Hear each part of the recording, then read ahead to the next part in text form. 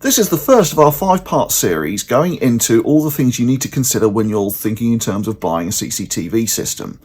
The first part discusses the type of camera that you want, as in its design. Watch on to find out more.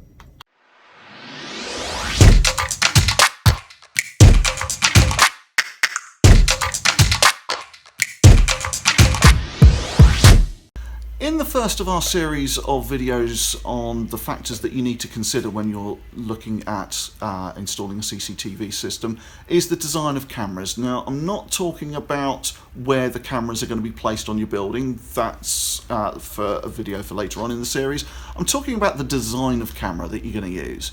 Now, the first camera there are two major designs or types of camera. The first is the bullet camera, which looks like that, and the second is the dome camera, which looks like that.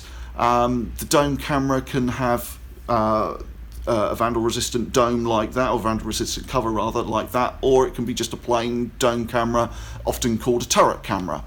Obviously the vandal-resistant dome is for use in areas where vandalism is likely to occur, particularly on the outside of buildings, particularly in industrial areas which maybe have less activity at night. It depends on the area that your building is in as to whether you think it's necessary to use those. One thing to note about the vandal-resistant dome, though, is that they're a little bit more prone to scratches, and rain can affect the view from them a little bit more. When it comes to a standard turret camera or a bullet camera, that one's really entirely up to your choice. It's what you think is looking best in your building.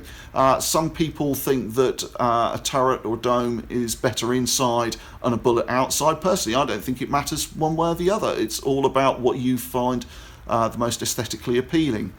The other thing to say on this is there are a couple of different cameras that I haven't mentioned. The fisheye camera is a very kind of flat camera. It's used for viewing 360-degree view in a room, typically. And then you also have pan-tilt zoom cameras or robotic cameras, which look slightly different again, a bit more big brothery, those types, and they're for specific uses, which again we'll come to later on in the series. If you found this video helpful, it would be really helpful to us if you could like or follow or subscribe to us on your favourite social media platform. Thank you.